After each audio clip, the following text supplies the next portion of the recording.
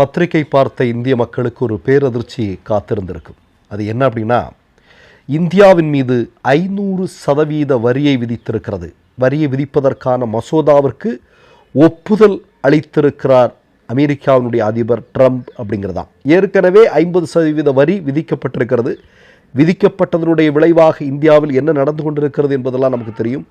தோல் தொழில், ஜவுளி தொழிலெல்லாம் இன்னைக்கு எந்த அளவிற்கு நலிந்து வருகின்றன. திருப்பூரிலிருந்து கூட்டம் கூட்டமாக மக்கள் வெளியேறக்கூடிய காட்சியெல்லாம் நம்ம பார்த்து கொண்டிருக்கிறோம். இந்த நேரத்தில் தான் 500% வரிக்கான மசோதாவிற்கு ஒப்புதல் வழங்கியிருக்கிறார் அமெரிக்காவினுடைய அதிபர் ட்ரம்ப்.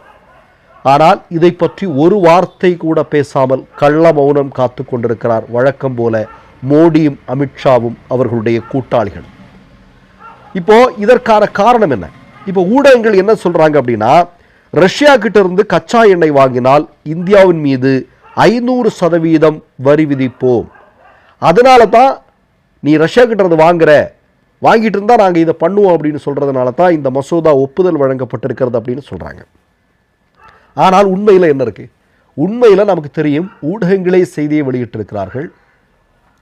ஏறத்தாழ பாதிக்கும் குறைவாக, ஏற்கனவே வாங்கி கொண்டிருந்ததை விட பாதிக்கும் குறைவான கச்சா எண்ணெயைத்தான் ரஷ்யாவிடமிருந்து தற்போது வாங்கி கொண்டிருக்கிறார்கள். அப்படி என்றால் ட்ரம்ப் எதற்காக 500% வரி விதிப்பிற்கான மசோதாவை அவர் ஒப்புதல் கொடுத்திருக்கிறார்?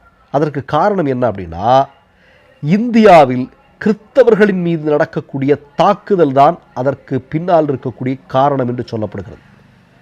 அதாவது இந்தியாவில் RSS சங்கபரிவார கும்பல்கள் இங்கு இருக்கக்கூடிய அப்பாவி கிறிஸ்தவர்களின் மீது தொடர்ந்து நடத்தக்கூடிய கடுமையான தாக்குதல்களுடைய எதிரொலிதான் இந்த 500% வரி என்று சொல்லப்படுகிறது.